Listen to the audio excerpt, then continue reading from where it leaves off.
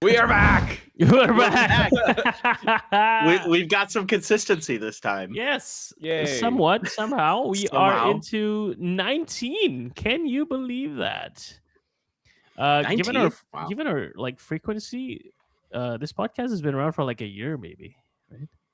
I think there would have been more. Year? It's a little more than a year. Oh, didn't we? Shizzle. It's like winter of 2024 is when we started. Oh maybe? yeah. Mm-hmm. Well, cool. Congrats, everybody. Welcome back. We have Mika. Yay! What's up, Mika? Happy 19th! Happy 19th. You're legal Yay. in many countries. Yay! Yay! We can drink in many countries. Yay! You have a zoo. All right, Mika, how have Yay. you been? Give us a rundown of what you've been up to and how's the cold weather? Well, as a tropical girly, I'm not doing well at all. Clinton knows this. I bitch about the cold can I say bitch? Yes, Yes. I can. Yeah. Sure, why not? Every single day I hobble into work and I'm just like all bundled up and I'm like, please make this stop. Oh my gosh, I miss my humidity. When I get home, I put on like the hot water and I turn my bathroom into kind of like a sauna room so that I can just get like some of the humidity in there. So yeah, that's my life here in Korea. Trying to keep warm. I tried to convince you to embrace the cold, but No, you and Josh both. I'm like, nope. This is like. He's like, you know, it builds character. It puts you out of your comfort zone. I'm like, you know, I'm not 20. I like my comfort. Okay, so Yeah. like, can you just leave me be? I Yeah. want to be warm and stuff. Why are we on my page? But this is me This is trying you to with be the cool. pre-show.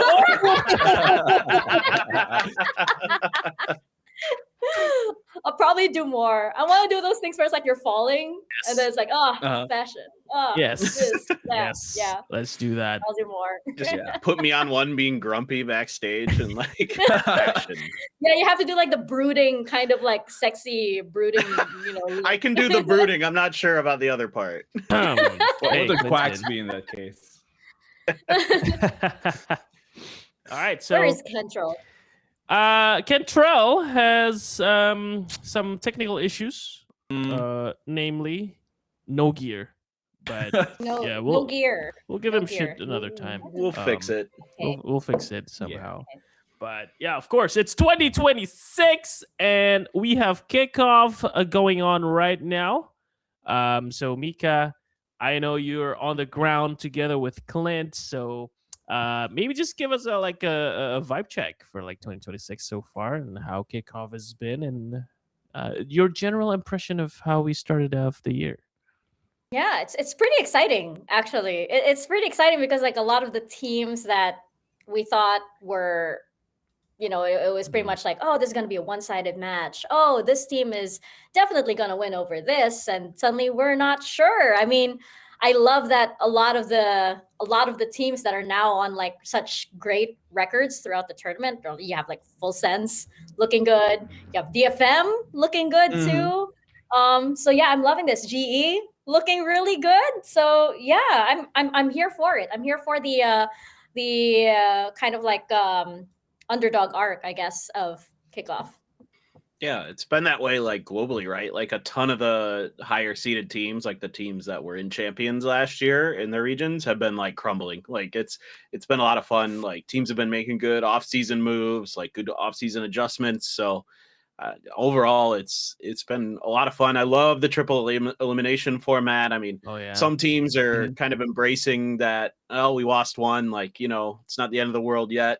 And like some other teams have lost one and they're like, oh God, like what have we done? Like, you know, so should be kind of interesting to see how this one all crumbles out. But yeah, vibes have been good. It's been nice to get back to work and kind of just hit the ground running, and everything's been pretty smooth in Pacific. We really haven't had any issues in terms of any of the tech stuff and that kind of thing. And I probably just I'm so sorry.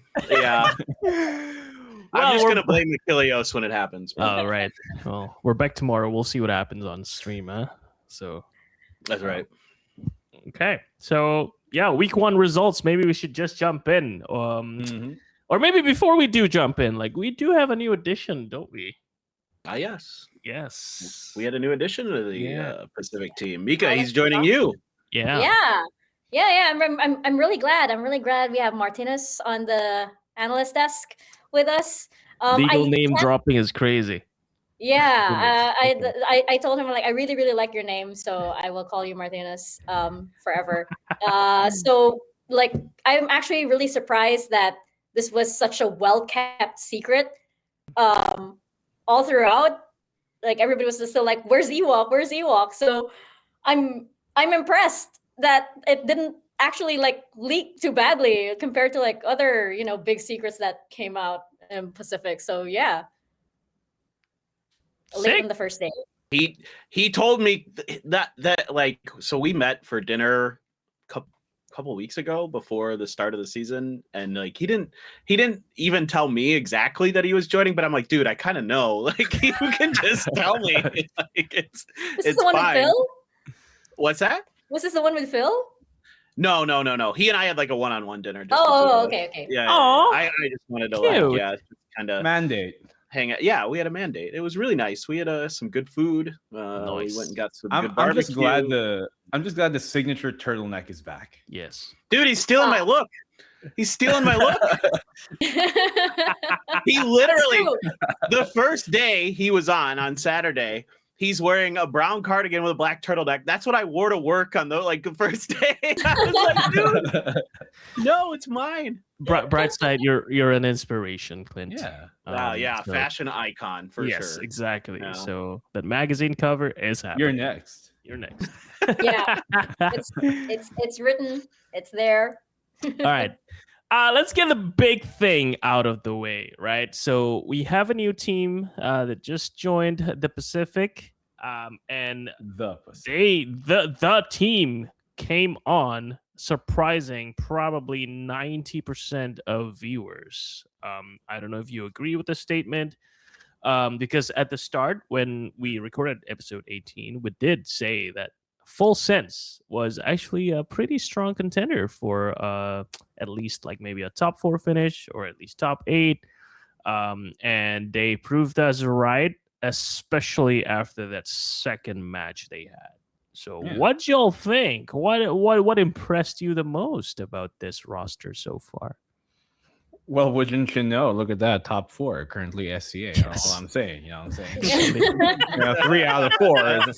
Yes, sir. Out of 4 is Dude, good. I remember the statement we made. Like this year was gonna be the Southeast Asian year. Did we say that? Yep. We said that. Yeah, and we were especially in the year where we have the most Korean teams ever in Pacific. Even Yes, Yes. we did say that. Yeah, I think that's a pretty good record. Yeah. It is. No, it's really exciting. I think a lot of people underrated Full Sense just because they're a new name, and it's so easy to kind of like default to that. Yeah. When you have like a new team, but then we have to remember they're not really a new team.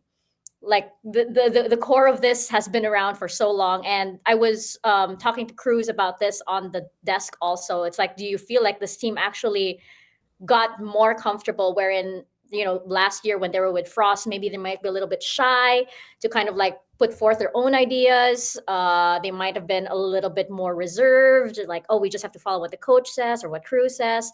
But now because they're more comfortable with Crws as a coach, like people, players like Jit Boys, for example, or maybe all of the others as well, are more inspired. They feel like they can take initiative a lot more. So I want to see that, and it seems like it is working. Plus, you have, of course, the Thai aim supremacy, firepower behind all that, and then you have Primmie. So yeah, I think I don't think that like people should be underrating this team at all just because it's a new team technically.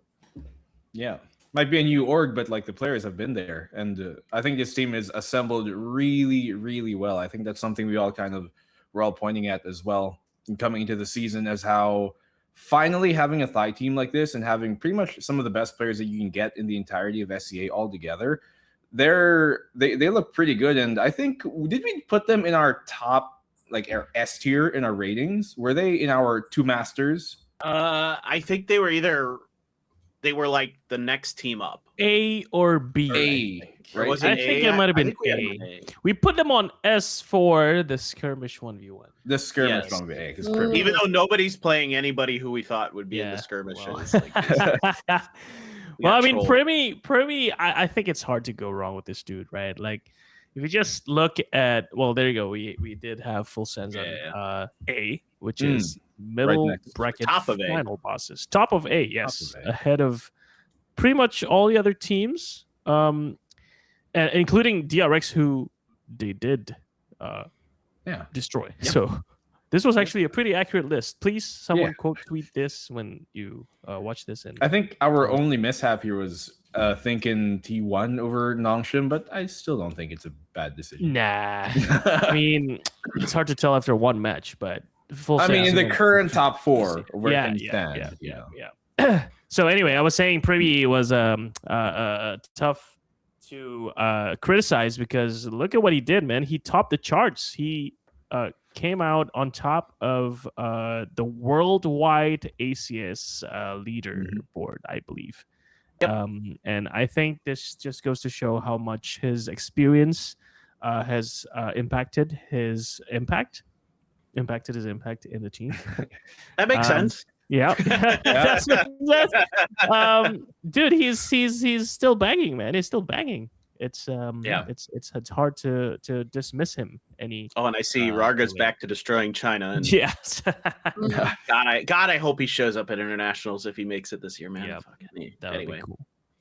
Anyway, I mean, I think he dropped a life game, right? Like one of the top 5 best performances we've ever seen in a best of 3, right? Like this is just unbelievable what he's able to accomplish. I mean, he's Plus straight. 41. Yeah, dude, plus 41. He's straight diffed Hyunmin. But now I guess I just found out the other night that Hyunmin was sick, like pretty ill when they played. So that probably had a thing to do with it. But he like went plus 13 against Hyunmin in this match, which is just ridiculous. Like absolutely shut him down. And so, yeah, it kind of is coming together. I mean, the only thing you can maybe fault them for was their sort of bizarre Breeze comp. And, you know, I talked to Crws like right before the match and I'm like, hey, do you got anything you can share with me that I could talk about on broadcast? He's like, I'm cooking with the Breeze comp, but I don't know if it's like going to be good or not. And like the weird thing is if they don't lose those first 5 rounds in a row, it's a pretty competitive map. So like, they, in fact, you know, who knows? Maybe Full Sense wins it, but it took them a while to get their feet underneath them. But you know, I think there's a lot of great things going on in this team. Like, they got firepower. You know, Jip Boys looked more and more comfortable as an IGL as that series went on for DRX, making a lot of good calls. So it's look, before the season started, I had this team as making it to Santiago, so I'm sticking by that. Nice. Okay. No, I think it's definitely a possibility. I really like the way they're looking, and I feel like the ceiling of this team is so high. Like that was just them getting comfortable on the stage, and they're just gonna get so much better as the year goes on, as Crws finds his, you know, footing and the right buttons to press as a coach too. Because it's nice seeing this team come together, because I feel like this is probably what Crws always wanted for the Thai scene. Mm-hmm. Wow. Yeah. And now he gets to make direct impact. Like, did he share anything else on like maybe broadcast or in passing in terms of like what the experience has been in his coaching debut? I did message him after the whole bit with Talon went down, just because, like, you know, it wasn't on anybody's, it wasn't on, like, you know, how people wanted it to go down, obviously. And he said, like, you know, yeah, it sucks, but he's also really excited about this new path that's been offered to him. It's a new challenge. And yes, he did want to, you know, finish his like term as a player, but now that this is handed to him, he's not going to let it, like, you know, slip past his fingers. And then when I saw him on their first day, I noticed how he was carrying himself. Like there was huge weight that like was off his shoulders. His smile was so genuine. went up to him and said, "Hey, coach," and he was like he was so proud to be in that position. Wow. And I was even telling like Morgan, the rest on the desk, I'm like, look how happy he is. Look at him. So I'm happy for him, and I'm happy that he's happy too. It probably feels right for him as well to be under the Full Sense banner, considering like early days it was like Full Sense and X10 were the really two big names in terms of orgs from Thailand. So for him to be able to represent such a familiar banner in the Thai scene is definitely kind of, it brings that pride, especially them being like a whole Thai team altogether. Yeah. He's pretty confident, I would say, like just talking to him behind the scenes, but he's still very much like, even after the ZETA game, he was like, we have a lot to work on. Like, honestly, like we should have lost a lot of those rounds that we won, and we're, fragging our way out of rounds that we shouldn't be winning, or, and against better teams, we won't be winning. So there's some like stuff they recognize it absolutely needs to be, worked on in terms of protocols and stuff like that. But he seems pretty confident. Yeah. All right. I wonder when we're gonna see Crws molding. When are we gonna see like the desk slam? Yeah. When are we gonna see that? I have a question for y'all. So if, right, let's say Full Sense makes Santiago, that's going to be a good case study for a player transitioning into the coach position. Crws will be like the model for that path. Who's next in line, y'all think, will take up that path in Pacific? I can think of a certain 35-year-old. I was gonna say the exact same thing. I think we all seems like the same obvious idea. choice. Oldest player in VCT at the moment, right? Yeah. Because Angel kind of like did the same Not thing. just that. Oh yeah, that's one of the most experienced esport competitors. Period. Like yeah. When I first met Jesse Vash, he was a coach right at that time. Oh, it was for Mobile Legends. Bang bang. Right. Damn.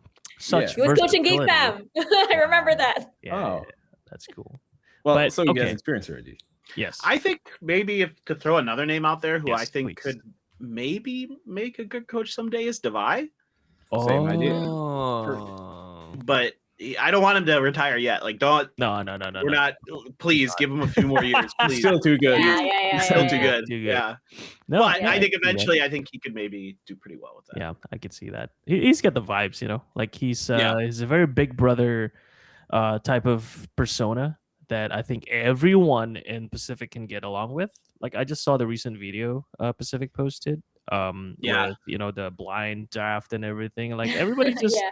Super chilled with him. And Yep. he's just very welcoming of everyone. So I can see that happening. But yeah, Devi, Bang, please stay in the game. Yeah. No retiring. Not yet. Go anywhere. You know who I actually think would make a good coach down Yeah. the line? Definitely not right now, like not anytime soon, but down the line. I actually think Texture would make a really good coach. Oh, People know him as like really funny on broadcast, but like if you like listen to him like behind the scenes and stuff, he's actually super mature. It's like he's funny and stuff on broadcast because he understands the assignment and stuff, and he's actually like he's very empathic also, which is good for a coach because you get to connect with so many different people. And I remember like when you listen to like some of the comms with Gen.G back then when Ash was still new, and how encouraging he was with Ash. Like how like Ash would get like a 3K and he'd be like, that's it. See, you're getting it. Like that kind of encouragement. So I feel like in terms of connecting and encouraging new talent, that Texture I think has it in him to be a coach. Because like coaching is also a different skill altogether. It's not just because you're a good player, you're gonna be a good coach. Because mentorship is like totally different. Compared to like the actual like skill of playing. So it's like you might not have the skill to actually transfer knowledge effectively to another player. So, but yeah, I think he has that in him. Yeah. Okay. That's interesting. I would have thought like for Korea, you would have said something like maybe Stacks or Mako, folks who Munchkin. have had Munchkin. People have had kind of a leadership role in some of the teams and rosters that they've been in. But interesting to hear Texture. It wouldn't have popped into my mind like immediately. Yeah. I think it's like it's not in the first on everybody's minds, but like kind of like just like observing them, like people watching really closely. You kind of sense like people can are quicker to connect or understand or kind of like potential mentors down the line. Yeah. He'd And be great in the coach booth. Him just crashing out. Exactly. The content Oh, is there. Oh, there you go. Yeah. Oh yeah. Warm He's unk. super nice. Be warm on. I love him, dude. I love texture, dude. I remember this. He went over to Ninetales and he actually he spent a little bit of time with them and gave them a little Oh, pep there you talk go. Oh, before. I can't remember which match it was. Especially Dana, because she was like, she really idolized him. And they were there, right? They were there. They went to see Gen.G also in Pacific last week. That's really nice. damn, look at him. Yeah. Yeah, he's such a nice guy. Aw. Nice He's guy. so funny. Oh god, I just every time I cast Gen.G, I look forward to it only to watch Just his to watch reactions. Texture's reactions. Yeah, it's the best. Okay, Him well, crashing. Like him on that 4K. Well, we'll get to it. We'll get to it. we'll get to it. Okay, so speaking of coaches, we do have news from DRX's camp, Termi and our agency. Obviously, contracts extended, so congratulations. But with the recent result, what do you think is the impact on their tenure at DRX now?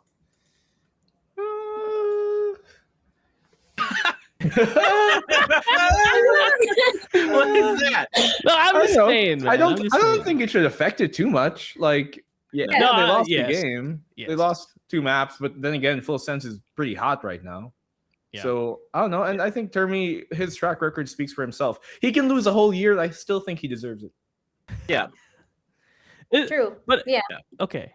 Well, I'm just trying to be a bit political here. Devil's advocate. Devil's advocate, right? Like, yes, his track record has been impressive, but if let's say this keeps going on, obviously we haven't even seen their second match, so there's not much to speak on. But if somehow DRX cannot pick up the pace this kickoff, like, what are some of the changes you'll think need to happen right now, or rather, what are some of your observations right now from DRX's camp? In that one game that we saw them play that needs some fixing. Yeah, I think it's I think there is an adjustment, of course, with Hermes. I mean, every time you bring somebody new to the roster, there is a massive period of just trying to sync, get the right rhythm in every single time. And then I know Bane's IGLing as well, so that's also an adjustment. I don't think we've seen enough yet from them to determine like exactly like how if the IGLing impact is like for better or for worse. But yeah, it's for me, this is just still DRX in adjustment period. And usually it can't be just like after one match. I think like when a roster really comes together, it takes a while down the line. And we're very unforgiving with a lot of our teams when it's like, oh, they didn't win kickoff. Oh, they're washed. Oh no, kick Hermes, kick Termi or whatever.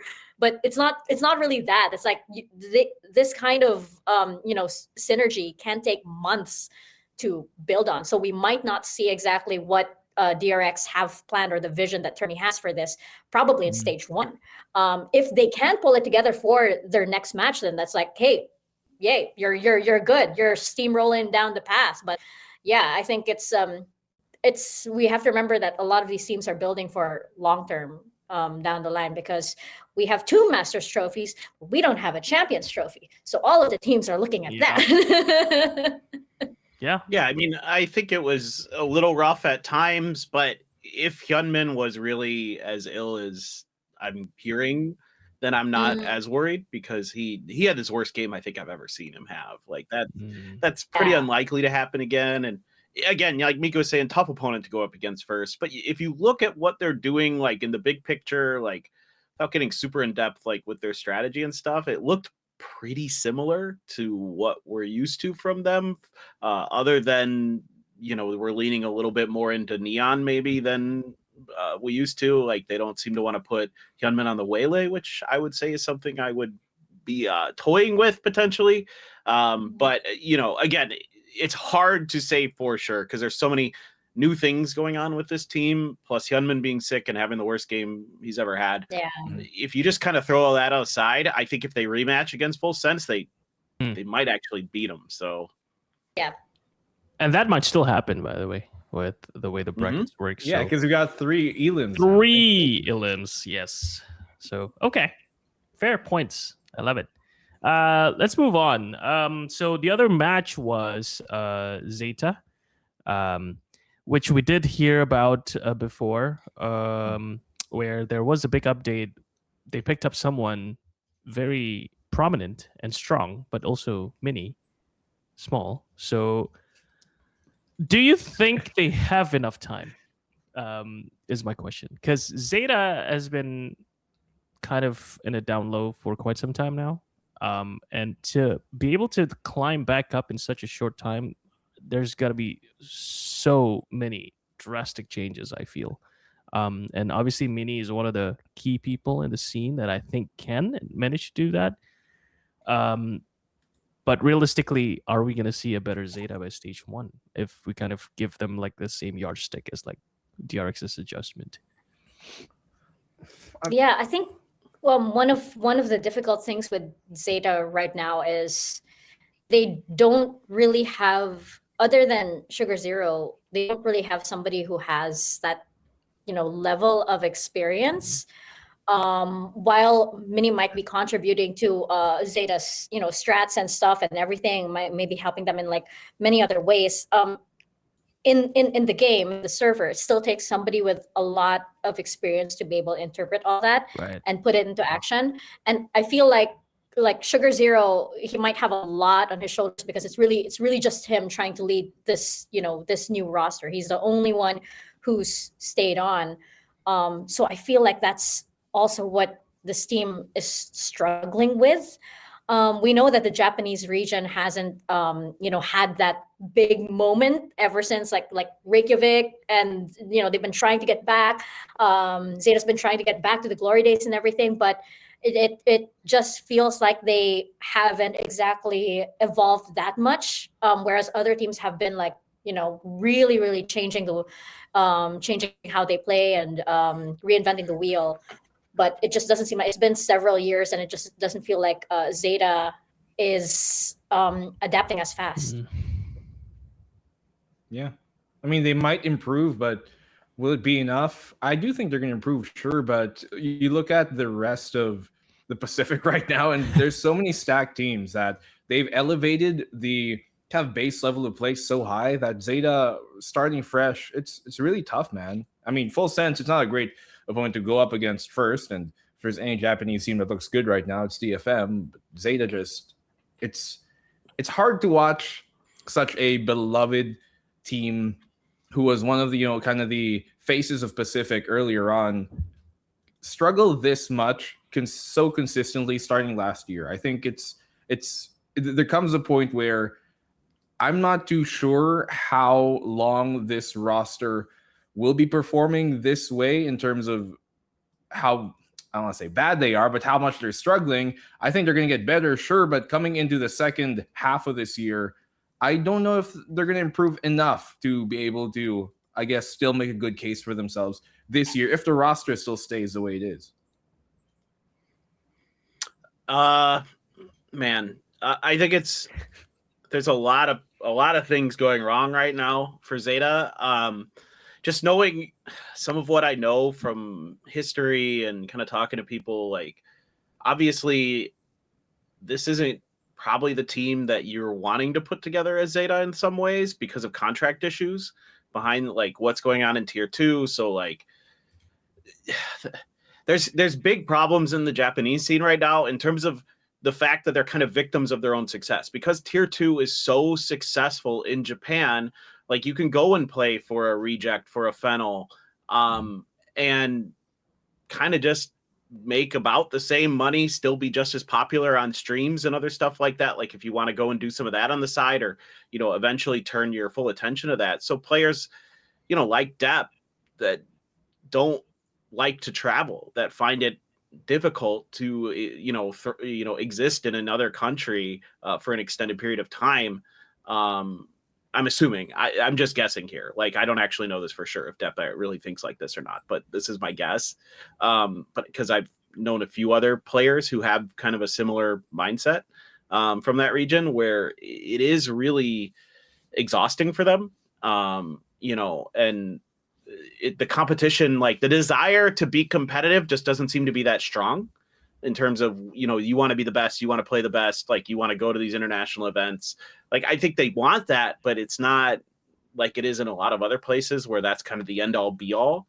You know, you think about like American culture or Korean culture, right? Like where it's like, you got to be the best or you're just, why are you even trying? Right. Like, so I think there's huge problems there. And I think it's going to take some strong leaders to change that culture, to change that mindset.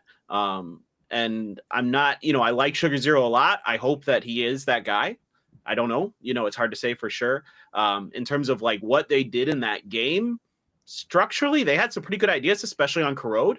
Like there were a lot of rounds where they're in post plant with a man advantage or an even numbers, right? And they can't get the round over the line. So their macro is pretty good on their attacker side on Corrode, where they're getting that space, getting the plant down with you know, in a good opportunity, what should be a favorable opportunity for attackers, and they can't convert. And I did talk quite a bit with Minnie actually after that match, because he wanted to pick my brain about some few things. I won't go into the specifics, but I think you can read into the fact that there's like protocols and a lot of other things that need to be fixed and worked on because they're not well drilled enough yet in the team. So stuff to work on, but I don't know. In general, I agree with Black and Blue that the region's just so freaking stacked. Like, even if you get better, is it going to be good enough? I don't know. Well, in their defense, I would also prefer to be in Japan. So, you know, I can't blame them. I can't blame the tier 2 guys. I think okay. Can I eat, by the way? Yes. Can I eat? Oh, yes. Makan? Okay. Makan. Yeah. Go ahead. Why not? Makan to Asia is a product, so mukbang. there's no way we can't allow Mukbang you. to Asia. We're mukbang now. Mukbang to to Asia? Asia. Yeah. Okay. We could do some. I could take you guys out for some good. Oh, that would Korean be food and- amazing. Yeah. Hell Where are yeah. you eating though? You gotta show us. Yeah, you gotta show the food. I ate the dinner. This is actually just dessert. It's a Nutella sandwich. This is dessert.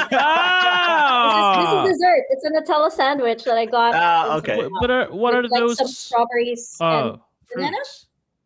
Yeah.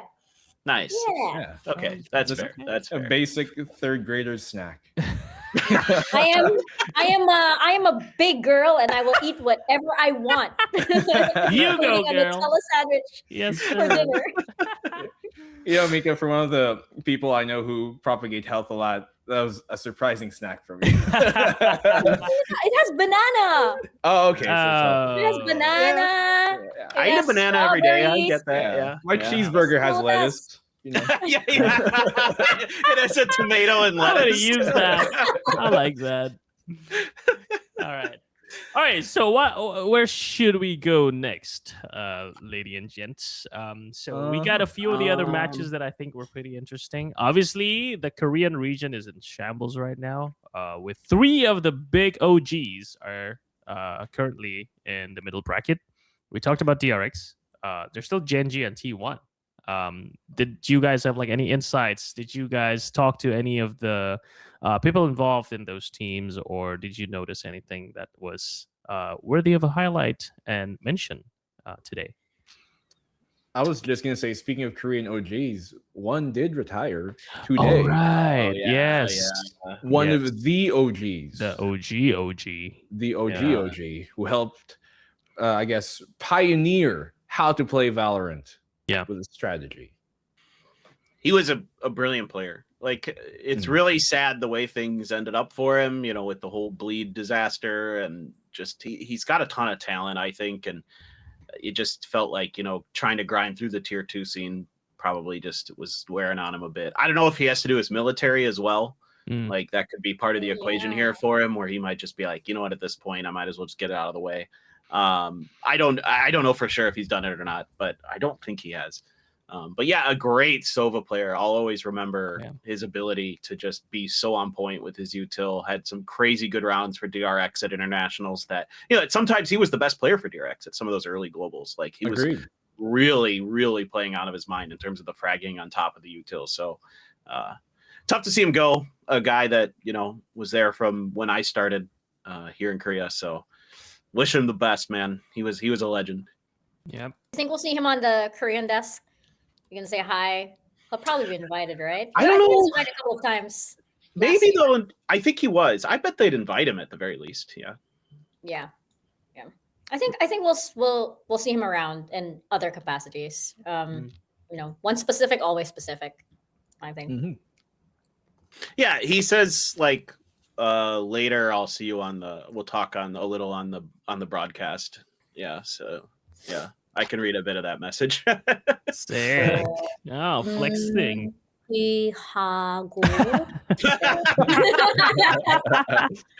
Don't go 새로운 길을 I try. I can read it all. I understand like 90% of that message. So yeah, he's ready to be doing a few other things, I think. All right. Well, goodbye, Zest. Hope to see you around. Thank you for all the memories and amazing plays you've shown us. Well, maybe he'll make a great coach. We were talking about it. Oh, yeah. Actually, He actually could. Why He's pretty level-headed. Yeah, you're actually right. Okay. Well, Direct, sign the man. how many more coaches? How many more coaches now? do DRX have Comes full in circle. store? Comes full circle. As much as they can. As much Yeah. as they can. Is there a limit actually? Like, No. I No? don't believe so. Players. there's like you can didn't- only have didn't- 5,000 coaches. Doesn't AG have, General like, manager coaches? General Manager Wilson Son, he said that like RQ has a 15-man roster, right? Oh, right. So there Yeah, must yeah. be no limit. Oh yeah, he's not lying about anything. Yeah. He's not. Definitely. Absolutely. Why all would you over. think that he's not joking? He's not. Like, He's not. you seen RQ pull up? They think like Yeah. 2 vans. Dude, impactful as shit. Isn't it AG that's running like 8 coaches Yes. or something crazy? Yes. Okay. Or Oh. players. I think they had a lot. They've got like of 10 players, right? Yeah. Yeah. That's And they're insane. actually doing well. right now. I think Are they they? are. Aren't I thought they? there was a player limit, not a coach limit. Eh, No, I think there is a player limit. isn't it like think it's- 8 or something?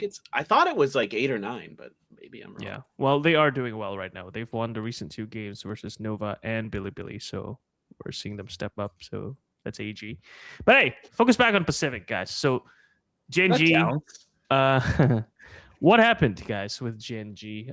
We just talked about Texture being very personable and very charismatic on stage, but performance-wise, I guess Gen.G is, I don't know. I actually don't know what to say about Gen.G, to be honest. Oh, it's looking rough for Gen.G at the moment. I think being Munchkin-less has affected their first match quite significantly.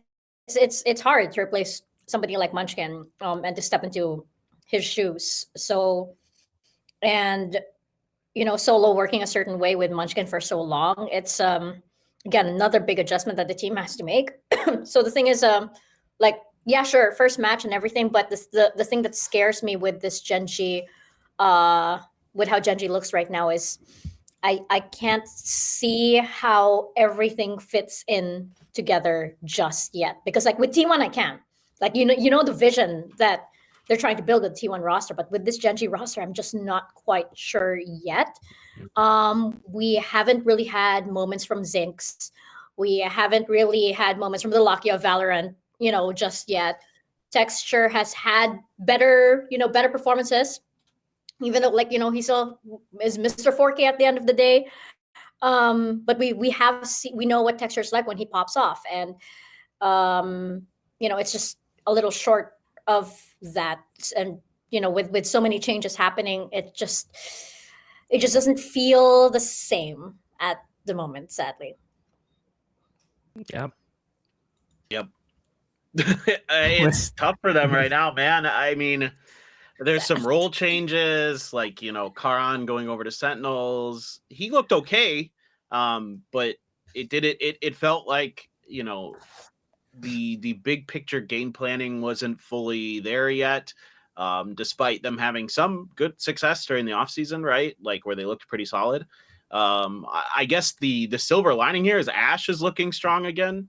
So if that can continue and you can get the rest of it kind of fixed behind that, you should be looking to bounce back pretty nicely as kickoff wears on. But the real question is in my opinion, I think there were a couple issues. First of all, it just didn't look comfortable with some of the role swaps. Like there was some bad utility. I think it was Ash or somebody had some pretty off-kilter smokes that weren't really quite where they needed to be in time and things like that. And some of it, and he missed a suck on one of the defuses on Abyss that cost them around. So like stuff like that needs to be fixed, but that's pretty easily fixable. But I think the one thing that kind of concerned me about this was I felt like Solo trolled the map draft here a little bit. Like, why are you picking Abyss? Why are you picking the map that like people started permabanning against DFM last year because they were so good at it? I don't know what's going on there. That one, it felt very weird, but I feel like they got put in a bad place in the map draft. It's tough to judge, I guess, right? Because obviously they might have their own game plan for Abyss, but you're right. Like not betting, or at least maybe you can leave it open, but maybe DFM would have picked it. But right against a team that was actually evidently very good at it, that was a bit questionable. So we'll have to see how they transition back into power, hopefully. Speaking about Munchkin, though, he is now in T1, and unfortunately we did not see the impact that we were hoping to see from Munchkin in that game, as he was second from the bottom, just above Meteor, the 2 stars that we saw was really good at Gen.G, but started going downhill from here. So, yeah, a bit worrying, guys, for T1, Gen.G, and DRX, the top 3 OGs from Korea. So, without being too much of a downer, how about we speak about teams that we are hopeful about? We talked about FS. They are looking strong as heck. Who else you got in your sights to be the team that might actually make it to Chile? I really, really want DFM to succeed this year. I mean, okay, so the thing with DFM is like we all remember DFM as that team that got like no wins, 0. right? Yes, early on in Pacific. And then there was that bright shining day in 2024 when DFM got their first victory and the world was happy. And see, everybody was happy. That's the thing. You actually want this team to win because they sort of symbolize everybody that's been trying for so long. And then they finally get that victory. So like for them to succeed, it's like if DFM can do it, I can do it too. That's kind of why I feel like they've captured so many hearts all around, because like you never want to have a team, you never want to have a league where there's a team that's like, always in last and like, doesn't, do anything or something, or like never gets it. Yeah. So the fact that like they're improving and like they're looking actually really strong this kickoff, it's inspiring. It's like, things can change. We can have different end to the story. Nothing is set in stone. So I really want DFM to succeed. And I'm such a big fan of Yatsuka and Kaide also. Ever since they scared me so much with when they went up against Naus, when they were on Riddle, I was like, there is no way you should. I think it was, where was that? Ascension. Was I a handler? No, I was not a handler. You were there.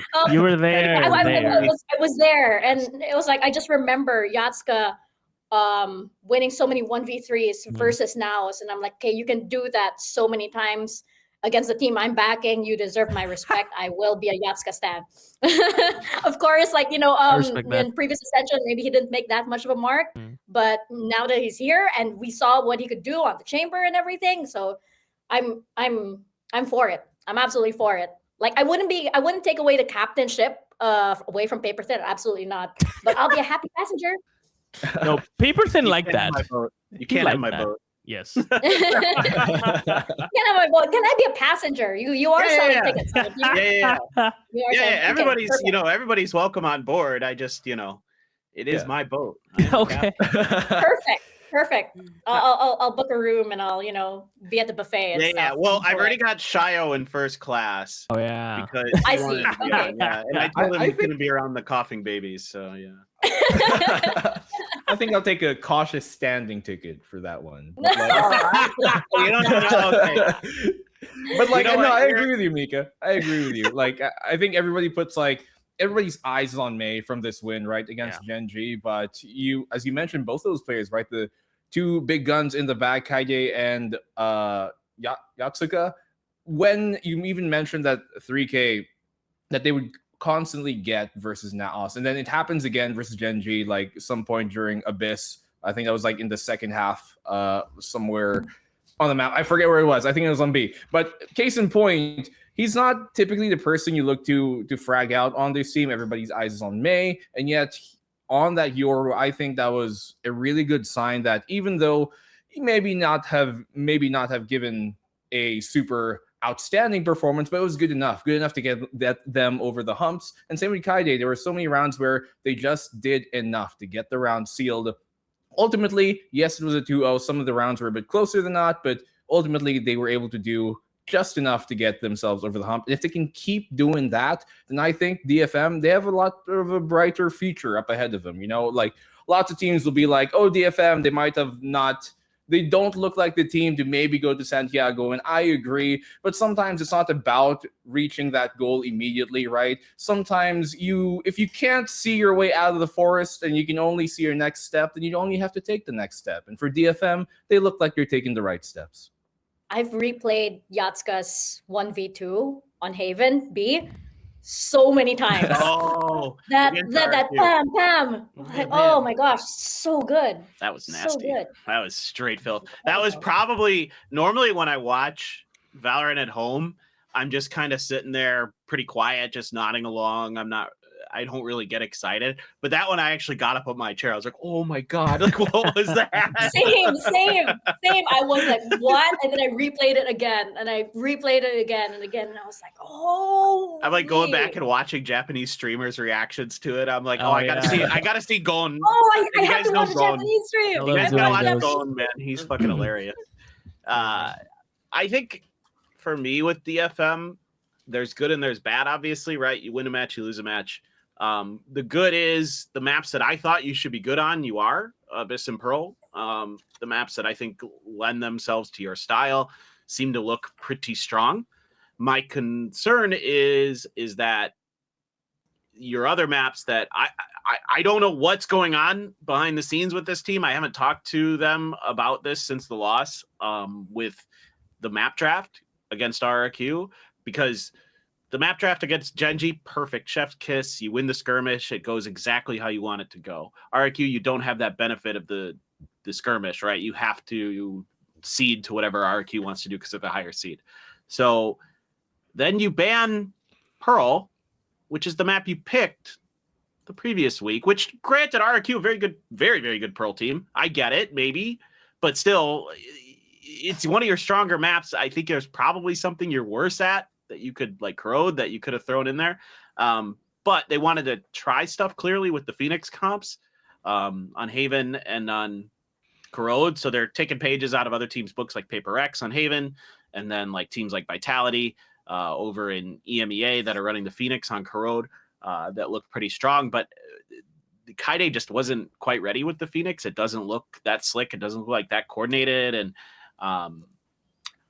I don't know if you're limit testing here as DFM, if you're saying, look, if we're going to make a run this year, we got to put some maps that we're maybe not as comfortable on out there early so we can figure out what the problems are so we can work on them. And even Bind was the decider against RRQ, which is a map that they were permabanning last year. So I have concerns with what I saw in that series against RRQ in terms of the big picture game planning, the ability to adapt, which was something that I had no concerns with after they beat Gen.G because they looked brilliant in that regard, where they had some great set plays. They had some great adaptations, like mid-rounding was really good. Complete opposite case for a lot of that RRQ series other than one half at Haven. So what are we doing here? I don't know. Also, May needs to be on entry duelist. Don't put him on Yoru. He doesn't. Just stop. This isn't it. Yatsuka can do that. Yes. Yeah. Yes, Yatsuka's a very good Yoru, and I'm sure somebody else could play Chamber if you want to run that. Yeah, even though for he's a sure. great Chamber player. Yeah, but I think in general, I think you should move away from those types of comps because I think May's just too valuable to have on entry duelists. Like his Neon and his Waylay is too good to be putting him on Yoru. Yep. Considering their strengths, I almost would have expected them to want to try out Breeze early on, but it's been their constant ban so far in most series. I agree with you. 100%. I thought Breeze would suit them so well. You put May on Jet and you rode with it. Like he's gonna win you games. Plus, I love the veto that we've been seeing from Kaide whenever it pulls out. Yes. Pull it out. Yes. So I would have liked to see that there, but it's been their ban. And I almost kind of wonder if, as you said, they're kind of limit testing, right? How much can we get away with right now? Yeah. Maybe this triple. It might actually be it might actually be a thing because of the triple elimination. Yeah, was that what you're gonna say also, yes. Andy? Yeah. God, Mika. Surviving. Yes, surviving. The Pinoy connection. Wait, no. The SEA connection. SEA connection. But yeah, you're right. I agree. I think I was just gonna say like the triple elimination format actually gives some teams like this sense of safety of trying things out, which I think this could be like one of the few times they can actually do that. Obviously it's still risky, but if you want to take a risk, you might as well take it when the situation allows you for it, right? So I hope that's the case because I really do want to see teams expand their map pools more. And we'll see if we can get more surprises like the ones that we had with some of the other teams here in the middle bracket. What has player sentiment over there been like regarding the new format? Because usually whenever there's a new format, everybody's like, oh no, why? But it feels like this one is a bit... Often like it. Most of them like it, except for the fact that the last week is 3 BO5s in a date. So there is a world where one team loses 3 BO5s in a row in 3 days. Because they go from the top to the middle to the bottom. Can you imagine? Dude. Can you imagine? It's gonna happen somewhere. I 100% guarantee it. Might not be in Pacific. 4 regions. Yeah. We have 4 regions. Oh god. We have a 25% chance. That's the only criticism I've really heard of it. Is that you could potentially have to play 3 BO5s in 3 days. By the time you're in your third map 5, you're like, why did I choose this career, man? You're like rethinking everything. It's like okay. Well, I'm just gonna say it's on them if they're gonna lose all 3 BO5s. So good luck. Have fun to everyone. All right, we have time. Damn. Yes, no. We have time for maybe one more team to discuss in depth, and then we'll have to talk about the matches that are ahead of us. So I'd like to pick GE. Exactly. Yeah. So GE.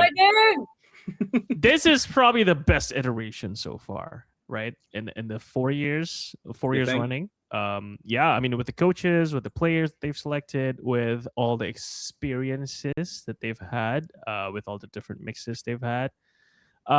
This is looking like a good mix of experience and fresh. Well, I wouldn't really say fresh talent, but there are some talents who haven't really seen the level of experiences of people like Patman, for example, right? Even though Patman was Rookie of the Year, and he was new-ish in Pacific last year, but we can call him an experienced veteran now with his experiences in the global stages.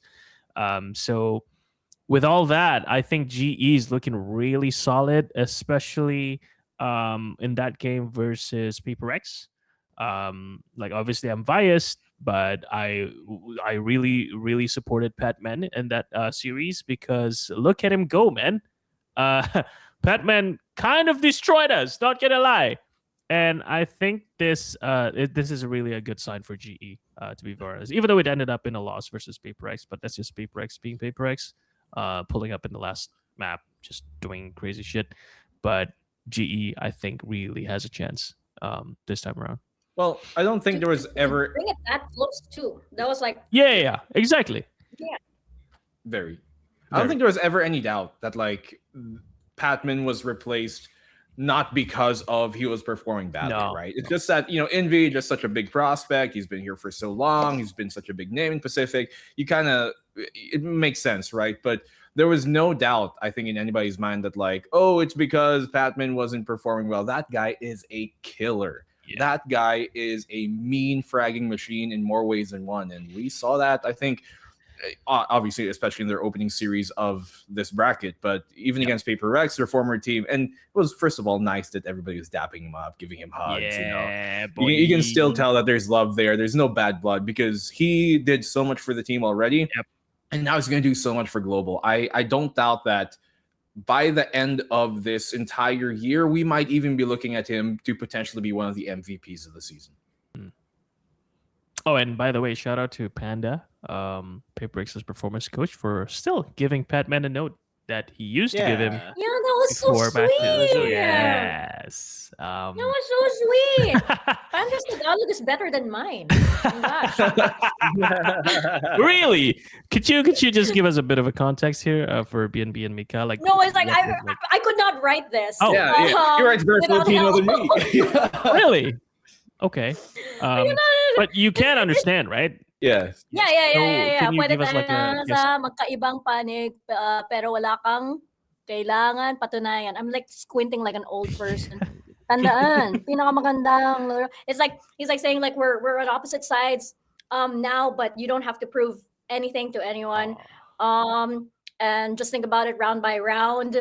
Controlin mo ang like control your breath and you're in control, like you've got this. And it's it's one nice message to say to your opponent, essentially. And it shows that, the connections that the players make with people, like, it goes way beyond like just the game. It goes way beyond teams also. And it's so nice, especially since Panda, I know he's done so much for the team to help really anchor Paper Rex. I love that a lot of teams are getting on board the performance coach, having performance coaches with them because of, you have so many external factors in the league that's so demanding, such as this. They're so young and they're basically traveling everywhere. They don't get to see their families. All of those factors can affect these players in game. So to have these performance coaches just make sure that mentally these kids exactly. are well prepared to step on that stage. And even beyond, like being on the opposite team, you saw somebody that you care for that was under your wing for a time, and you actually make this gesture. And to say it also in like your native tongue, it's kind of like him really like, reaching out and saying, I'm going to meet you there. Yeah. Wow. I wish Panda would give me a note. You heard it here first, Panda. Give Mika a note. And exactly. I think people just forget they're kids, guys. Like, that was your Tita speaking for a bit. Children. Yeah, children. They're so young. So angry. She's giving off hard Tita vibes right now. I think it's all the sugar, man. Definitely. No, but yeah, you're right. I think that's like two sides of it. I think them being kids, people forget that they're still kids. They underestimate how much pressure they feel every day. But I think at the same time, because they are kids, this allows for them to be a bit more open-minded when it comes to making friendships, even beyond like playing for the same flag or banner. Right, so which is what we saw in the case of Batman being in GE now, but still being very good friends with the Paper X boys. This is just the general theme for Pacific. I feel we're just way too wholesome for the world. Yeah, as they say, you're my opponent, not my enemy. Yeah, exactly. Exactly. Yeah. No, I mean he was playing out of his mind, especially against Paper X. I mean, he had great map reads, was like just constantly a thorn in their side. Like obviously then the curveball with the waylay on Vine, like played out of his mind. Dude. They look so good. But I think really love the big picture ideas that GE is coming in with. You could see Frost's influence right away with the veto stuff, like the way it just absolutely wrecks Raze comps. Like it makes life miserable for Razes, dude. It is.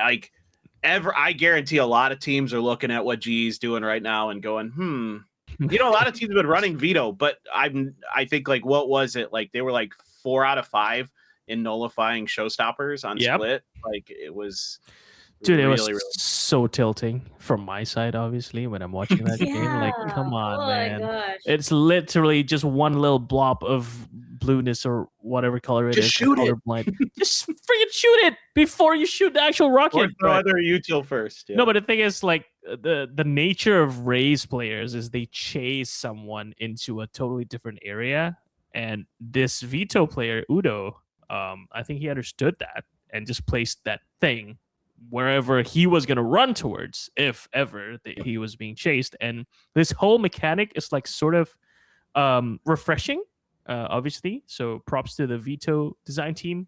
And I think we're going to see a lot more of this, especially now that they've seen a lot of the other teams might have seen like how effective it has been in nullifying a lot of these like enemy utilities. So yeah. But yeah, Petman more duelist, maybe? I think he's correct at it, dude. Yeah. Yeah, let him. Maybe. Let him cook. Let him cook. Maybe. I also think that it's that an IGL like Javi actually suits Frost very, very well. Put respect Like on my Frost- boy's name. Yeah, exactly. Like I knew it. He Can would we have his give time. him props, Now's please? the time. He was there since day Look, one. Look, it's his first game ever in Tier 1, playing a role that he has historically least played the most. He's played Duelist, he's played Sentinel, he's played Initiator. You rarely see him on Controller, maybe sometimes an Omen, flex to a Viper every now and then, but he never plays Astra, and he was right there with him. Every single map he was performing, he never was bottom fragging anything. He was always there. And for such a guy who has had so much expectations from him, not even before he joined the VCT, even when he was in the collegiate scene, there was already so much expectations of this kid. He came into the VCT Tier 2 with expectations already, and then now he's doing the same here in Tier 1. It's great to see. I can't think of anybody more deserving, really, for somebody to have this shot on this team with Frost as his coach, for somebody to learn from such a exceptional mind in Valorant as well, like Frost. Savvy, I think, is the proper kind of IGL, as you mentioned, Mika, that they need for a team like this, a newly built roster with some old guns here, some fantastic players like Crystal as well on the roster in Autumn. I think the way that this team is constructed is perfect right now for where they need to be. Like, can you expand on that, Mika? Agree. Yeah, like expand on what you mentioned, like getting a IGL like Javi. Like, what did you have any context to that? Like, Bites Nutella sandwich. Yes. Like, what was the profile you had on Javi that made you say that he's a good fit, and you're happy that Frost got to work with Javi right now? So, I think that Frost always has these like really crazy comps and ideas, and also, you know, I mean, by now we already know how he is in Pacific. Yeah. He's very opinionated. He's very colorful too. He can come off as like, very, very strong-willed also at times, which, by the way, he's like, when you get to know him, he's actually very, very nice. And I think you need somebody who is as intelligent, as creative, but also as brave as Javi. Because like Javi does know that like he is smart enough to like change the game in the middle of the round or even in the middle of the game. And he will, most likely take the accountability. It's like, you know what, let's just do this. And challenge Frost also. I think Frost needs that too. They've been very open about how, we have a lot of friction. But I think like for Frost's ideas to work and for like Javi's kind of like IGLing style to work, they actually need that kind of friction. So if you put another IGL, like if it was somebody else, maybe it would have been tension in the bad sense. But I think this tandem actually really works, and we're seeing the fruits of that now. So that's why I'm so excited to see how this is going to develop, because I actually think that this back and forth works between them. And I think Javi needs to be challenged like this. I think he's never been challenged in this way. So I'm excited for him. I'm excited to see our, collegiate esports poster boy, really succeed. He makes esports look really good. It's like I graduated college and then I went, professional. That was like, really good. From one of the top universities, in the Philippines too. I come from the Okay. Okay. Well, Savvy was on my I had side. to sneak in the rivalry there. Sorry, BNB. Sorry. Well, I know I can't understate how much Filipino fans I think were excited for this.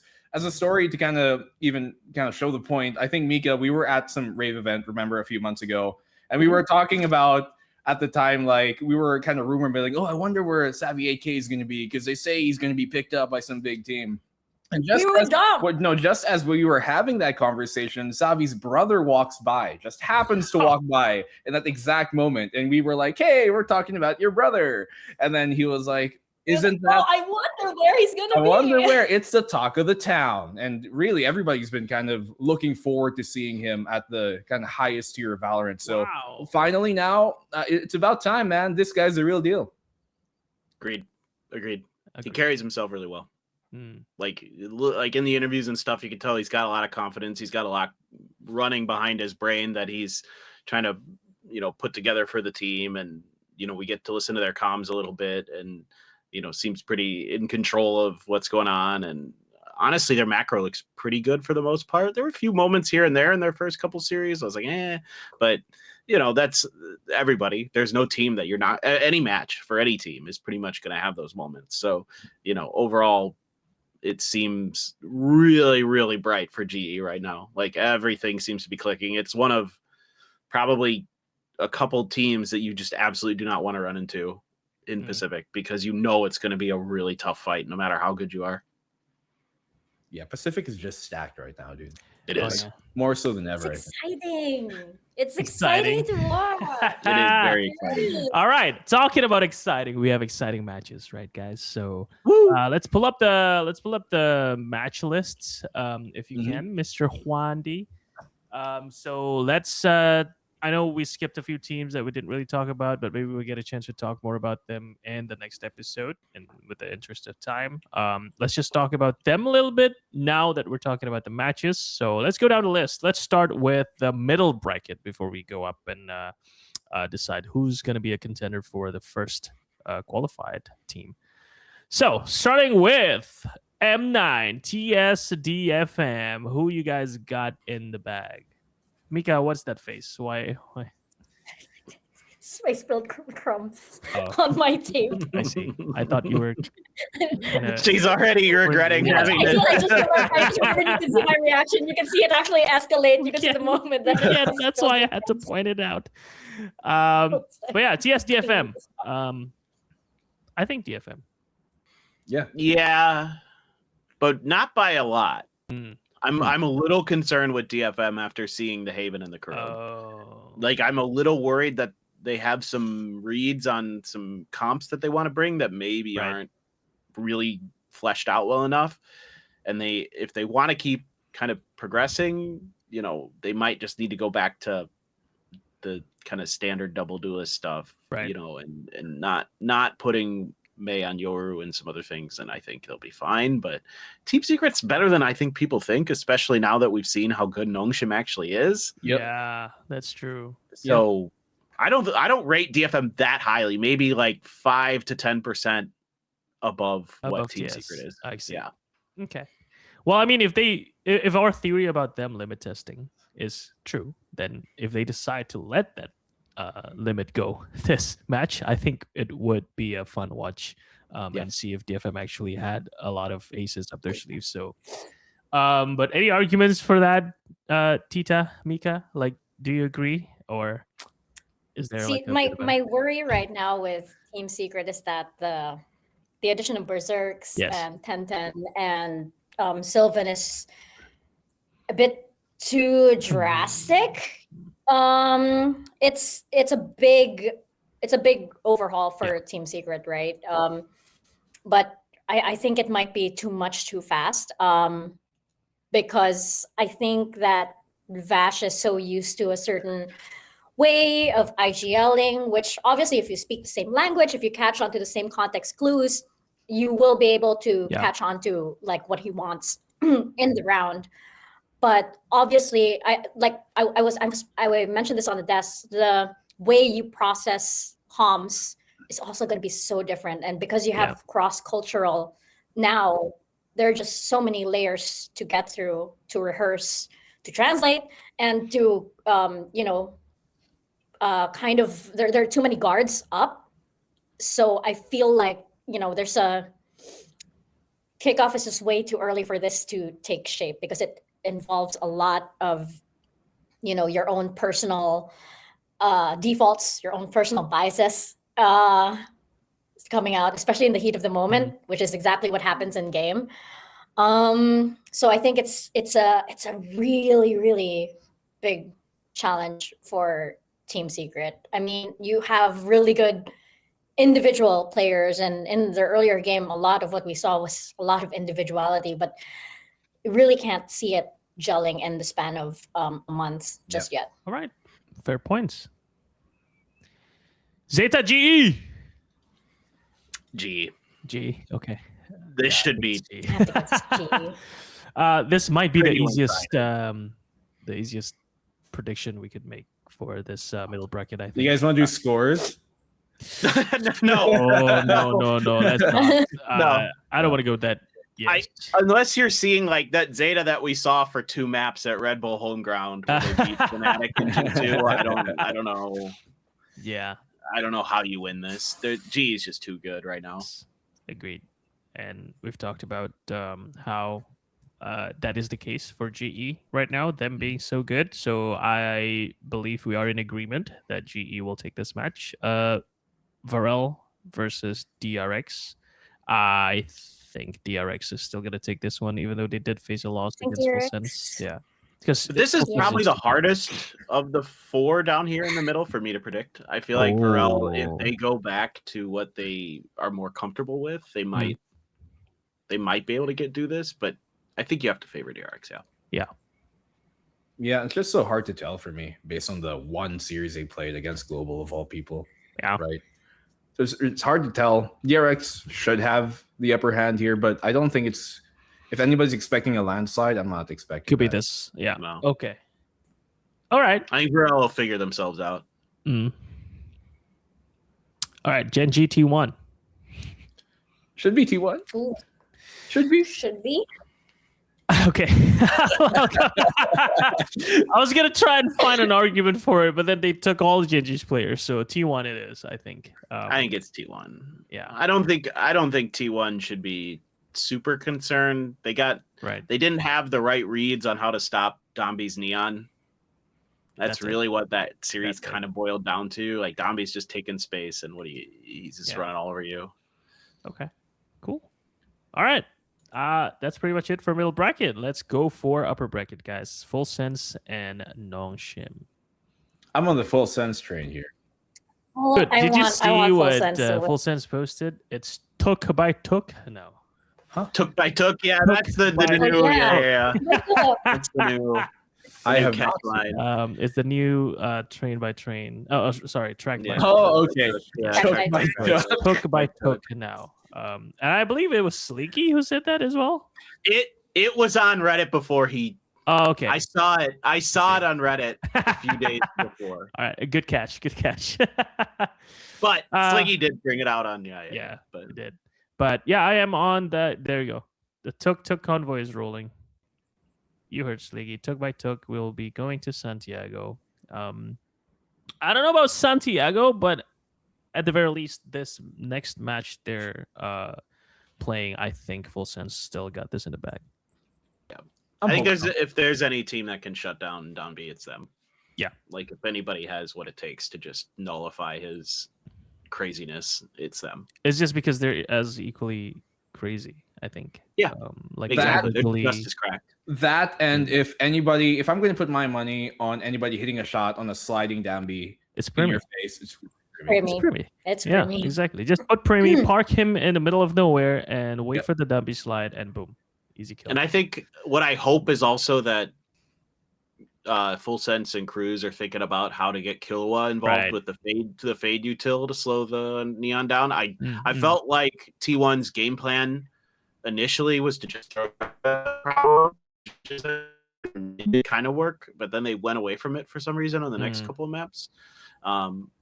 So I think like just keep shorties in your back pocket, like just throw the good util that can slow Neons down. Maybe, you know, the Cypher in there as well that Jit likes to run will be a good counter. So I think it's a pretty favorable matchup for Right. Sense. Okay. Perfect. Rex Darby. I'm actually pretty scared about this one, not gonna lie. Rex Regan Keon is looking really solid, I think, so far. I think I go with Paper X, but I'm not super confident in it. Brain says Paper X, but heart says RQ. Okay. Right now, just because I feel like something tells me like Paper X isn't like fully warmed up just yet. Like 2026 Paper X isn't like here. We haven't arrived. This is like Paper X still like kind of like, you know, putting their socks on and stuff and still like stretching and getting out of bed. Yeah. Which means that they're probably gonna get even scarier as the year goes on. Yeah. But yeah, I don't think they've, you know, really fully woken up just yet. Obviously Envy coming into the roster also, you know, needs a whole bunch of other stuff, even though he says he's like, oh, I'm having the best time. I'm like, this is this is me not needing to carry as much because everybody else can. But yeah, I think RQ. Yeah. Okay. Yeah. Look, the thing about RQ, I obviously I have to say Paper X wins this, but if I'm to make an argument for RQ, right? Like, I don't know what it is, but watching their games so far,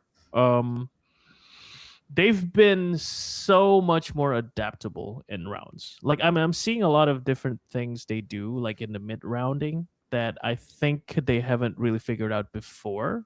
Like, I remember this one round where Xfero was flanking on Haven, in that clutch round where I think he was left alone as a Killjoy, and he went up a short and clutched the round by just flanking everyone without getting caught.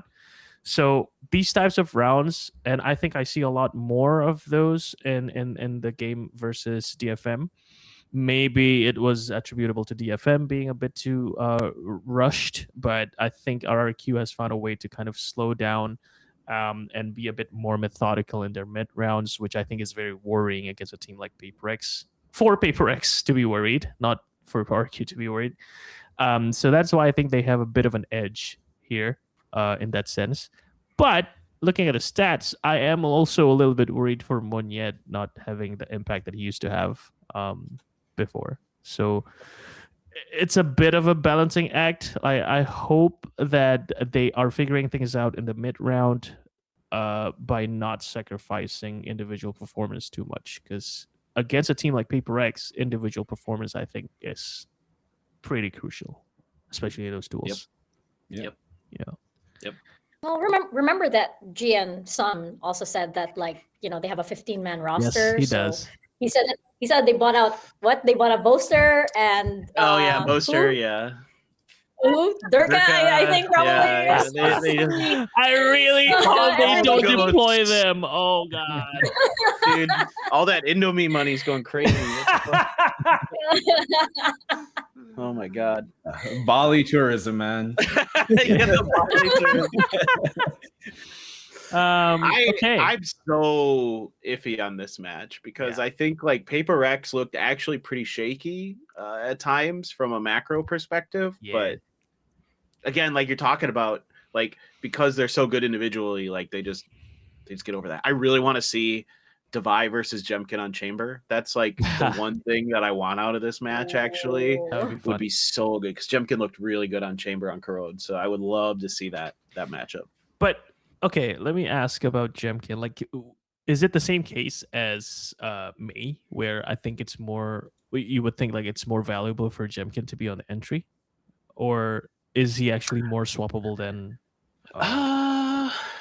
He needs to be on op. Is my thing. So he doesn't need to be entry. I think he needs to be on op. Whatever that may entails, whether it's Chamber or Yoru or whatever, like I think he's better suited to be on op, no matter what that is.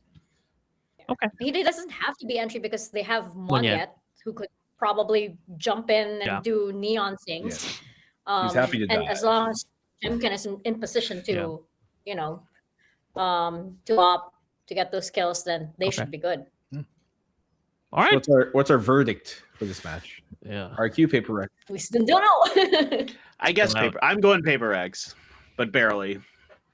I'm going RQ with this, actually. Oh. Like, Mika has a good point. Like, even last year, remember how Paper X started pretty weak, I guess, in the early part of the year. They ramped up, they won, but ultimately it was RQ at the start of the year who won. Yeah. And I think that's going to kind of look similar in this matchup. I still think Paper X are making it to Santiago, but not through this bracket. Not through this. Or they fall really badly here in kickoff. They miss the first Masters and then they win Masters London. Let's not don't put us through that again, please. Holy shitballs. That was some of the worst months, I think, in the company's history. Not trying to reveal too much, but it was a tough time. Not gonna lie. And I'm sure it was rough. Yes, nobody wants to be ever in that want position. To be in that position anymore. So please don't. Please take it back, Tita. Please take it back. Knock on some wood. Okay, I take it. I take it back. It's okay. It's New Year. It's 2026. Exactly. It's not 2025. But it's 2025. Yeah. I'm gonna pick Paper X off, obviously. But we are a bit of a late gamer. Not gonna lie. So RQ on the other hand is an early gamer. Late game scale. Yeah. So. Yeah, it's gonna be a toss-up. I can't even confidently say this is really close. Yeah, it's really close. Lots of smart minds on RRQ as well. Yes, the back end and crazy big guy. brands, crazy guy. Yeah, and crazy guy. And crazy. Lots of smart guys. That's smart minds and crazy guy. Where's the hate coming from? It's not hate. He's a crazy guy. You know what I'm saying? You wonder why they're creative. Right. All right, so I think that's it for the bracket discussion, the team discussion, the match discussion. Let's talk about some of the lighter stuff. How did the 1v1 skirmish go for you guys? Like, did you guys like that? Like, was it as expected when we talked about it? Maybe because we didn't see the names that we thought we were gonna see, it wasn't as much. It was better than a coin flip. Okay. Yeah. That's a. I agree with that. I think the entertaining one, of course, like was the TS Nongshim one, where RB was like, kind of pulling out the judge and then suddenly pulls out the off. So I think everybody was talking about that one. Yeah. We haven't seen any coaches yet. Just putting it out there. Yeah. So we still have yet to break into that. We still yet have to break that barrier. So we'll see. Maybe somewhere down the line we'll get a coach in. I remember Alex commenting on a Reddit thread like, "We're gonna send CGRS for our rep." Drag him out of Thailand. Is that allowed? I don't know. I don't think the initial thread where they announced the whole 1v1 thing. What about you, Sleepy? Come on, step up to the plate. You know what? I'll take it. I'll do it. I'm pretty good at 1v1s, I think, but I haven't really touched the game. So in what regard? Yes. Nah, I'd skip. No thanks. Okay. If it's versus y'all casters and you destroy me. I think that would be fun. Like I always really wish that sometimes there is going to be a staff versus staff event for all the teams. And we did have we did have a one night, like we were all free. We did have a casters versus, we did have a talent versus social team. Game one time. That's fun. Kind of mixed it up. So that was pretty fun. You better have won. I just remember. Did you win? First of all, I think Chobra was there. Just say yes or no. Did you win? Komodo was, I can't remember who won because good. you're switching up a lot of the games. Komodo's pretty good. I am counting though the number of times I played Morgan.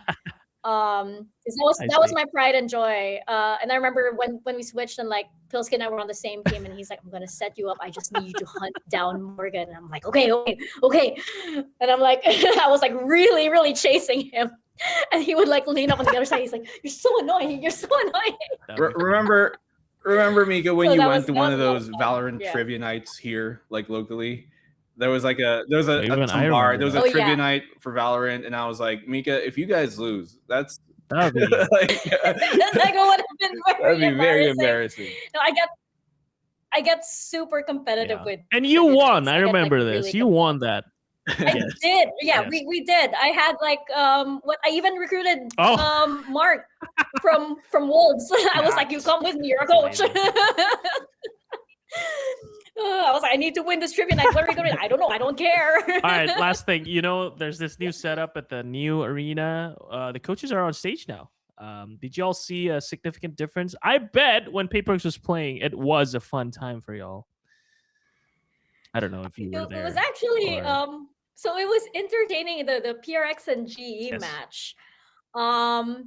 So the coaches are facing the audience. Right. They're like, and I remember there was one round where it's like, round is done, and then there's this silence that falls. And I think G like lost that round. And it's complete silence in the arena. You can just hear Frost suddenly say, well, that's invite content. So that's like one of the beauties of this new setup is you get moments like those because they I bet they hate it. I bet the coaches hate it because you really can't hide. You're facing the audience. So I have to feel like they're probably a bit more guarded this season because of it. I mean, even if you're behind the when you're in the booth, even though you do have the camera on you, you can let your guard down a bit because it's easy to forget that there's a huge audience watching. But because you're actually facing the audience this time around, I can imagine like a lot of people are very conscious about it. I can't wait for a moment where there's like a coach table smash, and then you just see some of the players go like. But see, that's why I feel like it wouldn't happen. Because they're so guarded. Because like they're too aware, they're too guarded, they're too conscious about it. So even like let's say Alex, he's probably gonna be like, and then he'll stop himself. He didn't, the hundreds of eyes didn't stop him from calling him stupid. Well, that's true. That's true. That would. I mean, like I think Alex also understands the assignment. Like he knows that like. We love actually seeing him mauled and stuff. It's part of the show. Gotta play up to it. It's part of it. Like I know he's a little bit shy about it, but it is like on brand for Coach Alex of PaperX. Yeah. I can't see him, so I have no opinion on this. The caster desks are above the stage again now, so I have so you no idea what's going on. Lean over if you want to check it out. I couldn't even see him if I wanted to. Oh shit. Okay. Oh yeah, you kind of have to. Yeah, even if I leaned up, there's like a roof above them, so I can't see. Oh, yeah. It is exciting though. Well, I would say exciting, but like it is interesting. Like during timeouts and stuff, and when you can actually kind of see or hear a little bit, if you want to lip read and kind of eavesdrop a bit, like the action that goes back and forth between the coaches and the team. While you're watching them on stage, like you can't really, unless the coach talks very, very loudly. So coaches, be careful. You can't really make out what they're saying to the team, but you can hear a kind of like, call and response. I see. So it's interesting to see which teams are like allow the coach to just go on for like that whole minute and a half, and which teams actually take the time for the IGL to kind of like reset the team, and the coach jumps in maybe a little bit. Or when there's an actual conversation between the coach and the team. So that's interesting to see. That's cool. Nice. All right. Awesome. Thank you so much for sharing, Mika. I'm afraid it is unfortunately time for us to let you go. So thank you for joining us. No. You'll be back. I know you will. Go outside, Mika. Go outside. The weather's great. I'll be hired again. I'm gonna go and knock on Clinton's door and disturb him. I could tell you're not taking the cold well, because the last video, rather voice call you sent me was like, oh, so by the way. My voice was shaking. Well, good luck embracing the cold, Mika. Yeah. Any closing thoughts for kickoff and whatever's coming up? I think I'm just happy we have such an exciting league. I'm just happy that I do not know who, like I had in my mind who the top 3 teams would be. I'm happy to say that at this point in time I don't know, because that's when it gets really exciting. You want to see how this tournament plays out. So yeah, I really hope that we actually get 3 brand new teams making it to a global. That would be pretty cool. That'd be cool. Alrighty then. Awesome. Thank you so much, Mika. We are gonna stop this discussion here, but we are not stopping this whole YAP session anytime soon. So you'll be back, I'm sure. Yeah. So thank you for joining us, and thank you everybody for sharing your thoughts and insights. We shall see you in a bit. Thank you, Tita. Bye. Bye. Thank you. Thank you. Bye-bye. Thank you, Juandi. Thank you. Welcome back here. We ended that previous segment with Mika, but this time we got Stuart here from Pulsar to join us and talk about today's, I guess, kind of topic of the moment, that being the VALO2ASIA Awards that recently concluded in 2025, for 2025, rather. All of us here kind of had our hands in voting on who we thought were the best and who was the top in shape in the Pacific region.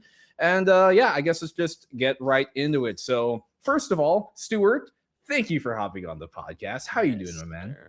Yeah, first of all, thanks for having me. I'm really happy to be here. It's probably going to be the first of many, I hope. And yeah, I'm really excited for the topic today. I think, you know, we'll give the time that it needs for all the players to shine in the spotlight. So let's get to it.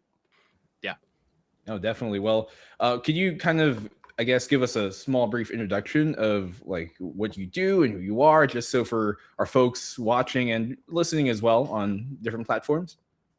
Yeah, absolutely. So, you know, I'm the CMO of Pulsar, and I'm sure anybody who's familiar with the VCT is familiar with us by now. You know, I've kind of grown up in the esports and gaming sphere. I think I was born like 20 to 25 years too early to become like a real pro. The prize pools when I was competing back in the day was like $500 and, you know, a KFC meal or something like that. So, you know, I'm trying. Yeah. Well, the high five was always part of it. So that was like the cherry on top. And I think, yeah, my parents were like, you go get a real job at one point. So I did. And finally, like a couple of years ago, I was lucky enough to join Riot Games, and they brought me back into the fold. And VCT Pulsar obviously was like a nice natural jump. So I'm here now, and I'm very happy to be back in the community. Love your guys' stuff. Love your stuff. Perfect. There you go. I'm a little biased, obviously. Yeah.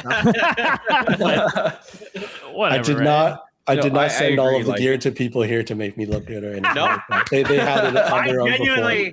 Like I have like multiple keyboards, and now I've gone with the Pulsar one. Like it is my favorite. Dude, the keyboard's actually fire. Like I went by our office in Singapore, Paper's office, and I saw the keyboards you guys sent us, and I was like, these are the type of keyboards you guys make now? Like it's insane how good the pre-builds are. And so thumbs up. Yeah, we really appreciate right that. Now, No. Thank you so much. We really appreciate that. I think, you know, we've had a bit of a challenge getting conversion over for our keyboards, but we feel like if people are able to touch them and play with them, the response is very similar to what you guys are saying. Yes. Amazing. Speaking of keyboards. Speaking of keyboards, exactly right. Speaking of paper Rex as well and keyboards, well, seems like at the end of last year, being the MVP of that season, well, Something himself got a pretty swagging keyboard. Is this like one of one? Are there? It is currently, and I think it will always be one of one. Although, if Riot allows us to again this year to deal with the MVP award, we'll make more one of ones. Let's say that. Damn. Hell yeah. Awesome. Dude, look at that. So sick. Oh my god. He needs to bring it on stage and use it at some point. I know, but He needs to, man. You gotta polish it right after, man. To be fair, though, if I get awarded that keyboard, I will never touch it and just I would let it stay clean forever. Put it on the plaque, right? Yes. Yep. Yes. Just make sure it's always pristine. Yeah. Like maybe if you could run us through like the process of making this one of one, Stu. Like how did you come up with this idea, or if you can share any context about it, if you could. Yeah, absolutely. So, I mean, funnily enough, Riot only approached us for the MVP awards for Pacific Finals I think it was like 6 weeks beforehand, maybe 7 weeks beforehand. And it was literally the first idea that popped into my head, which is sort of like a lot of things that happen at Pulsar. It's like super fast. The PRX Gold Edition was very similar as well. We were just like, oh, okay. They were like, do you want to do the MVP award? I'm like, yes, absolutely. I don't have an idea right now. I have no confirmation, but we're doing it. And so I just floated the idea. I'm like, can we do the MVP award? How fast can we make, like, I don't know, something like a golden keyboard? And if you know our CEO at all, he's the type of guy that's also like a let's go do it kind of guy. So he's just like, hold on. And then he like got back to me within like 6 minutes. He's like, yes, we can do it. It will only be, unfortunately, it will only be gold plated. It's not going to be full solid gold. We can't put any diamonds in it, but this is what it's going to be. And so that's effectively what you guys are seeing as the result. Wow. And then he was like, if we had more time, we could do something better. So I think this year I'm trying to start that conversation a little bit earlier. Hopefully they let us do it, because we'd be really excited to show a little bit more of what our manufacturing can do. Ooh. Hell yeah. Hell yeah. For sure. I mean, that's already that was the very talk impressive. of VCT. Yeah, dude, that was the talk of VCT. Like all the other regions were so jealous. It was so good. That's why Pacific is the best. That's Yes, true. sir. Right there. Well, let's get right to it, to the awards as well. So, Pulsar, you talked about how you wanted to kind of come back into the scene here and kind of integrate and kind of, I guess, show to the rest of the Valorant community that you guys have a lot of products that are worth looking at, right? And so I would assume one of those ways would be like through, supporting the VALO2ASIA Awards. But when you first heard about this VALO2ASIA Awards, I wanted to kind of get your thoughts on why you thought this would be something that would be, I guess, worthy of putting the Pulsar brand on as well. Oh, no, we kind of saw it as you guys are doing something that's really worthy of the community. And our philosophy at Pulsar really is about tapping into that community, trying to align with the culture, giving fans and players back, as much as we can from a tech perspective, and trying to bring a fresh look to, effectively what we're saying is an industry from the tech side that has, our opinion, slowed down a little bit. We want to just do things that are really innovative and make sure that we showcase it properly. And I think the second part of that philosophy is, like, people keep calling this a game, but we really believe it is a sport. And I think every sport needs its own Hall of Fame. It needs its own awards. And we figure what you guys are doing is completely aligned with what we're thinking. And we're really happy to jump on board. Awesome. Amazing. Awesome. Yeah. I think this is the fourth iteration of the VALO2ASIA Awards that we've had this year, right? It started in 2021. Actually, no, after the 2021 season, for that season. And I think it's been a huge honor to have such a big name like Pulsar, I think, this year. Yes. Sleepy, I think you might have a sample of what we gave out to every single nominee winner for this year's awards. I know we started kind of giving them out physically last year, but this year it looks even better. So, courtesy of Pulsar, thank you guys. We have a plaque for the winners. Look at that. Awesome. Give us a zoom in. How do I zoom? Yeah. So manual zoom. Manual It's zoom. not a spoiler, right? This is not a spoiler, is it? It's we have announced this, right? So this is the plaque. As you can see, VALO2ASIA Awards 2025 is right there. We go all the way down. Obviously, Pulsar, our supporter, is right there. And the winner of this category, People's Choice VALO2ASIA Awards, goes to Jason Forsaken Sasanto. Awesome. And this is what it looks like. Also, this came in an official looking box. I did the unboxing for all of us, so I don't have to fumble. But look at this thing, man. This is amazing. It's really nice. That's really slick. It's the back of it. So you're keeping that at home, or are you? I think I'll whatever, man. I'll take it from Forsaken. Forsaken's my boy. He'll understand. Whatever. Awesome. Yeah. Well, at least you have a bit of memorabilia at home, but we did have, I think, a bunch of categories this year, right? And a bunch of judges as well. Some of them new, some returning from the previous years. And Stuart, you're one of those judges as well this year, I think, who were able to kind of give their input on, I guess, who deserves to be considered part of the various prestiges that we're looking at here, right? We have top 20 players of APAC, we have best game changers players, we have top 5 Pacific Challengers players, so from the tier 2 scene. But what do you think is the, I guess, real importance? You already mentioned that you guys are aligned with the idea of having this kind of awards for the community, but what do you think is, like, I guess, the benefit of having this in the first place, giving this kind of recognition to these players? I think there's multiple angles to this, right? And of course, I'm only one of 50 judges, so take what I say with one of 50 grain of salt. But I believe, like, as being part of the community when I was younger, growing up, like, you don't really get this kind of recognition, and it really helps, like, young players with their confidence, which is why the rookie awards are there. But it also gives the game and the sport a bit more of a ceiling and something to strive for, and it really shines a spotlight on it. I think it starts with the community, obviously, but having something like this continue to grow, like you said, it's been multiple years, right? As it continues to grow, it continues to reach more people, and that is something that we sorely need, right? When it comes to esports in general. Yeah, no, that's a good point. It kind of gives you like a yardstick to kind of measure, where you can eventually get as an aspiring player. I remember, like, stories from esports players back in the day. Their motivations was like from, I don't know if you guys know Jordan Nothing Gilbert. He was a player back in the day as well. And he was like, my motivation was I wanted to be on the gaming box like everybody else, like the gamers back then. But now you have these kind of awards, you've got these huge tournaments that you can get this kind of recognition with.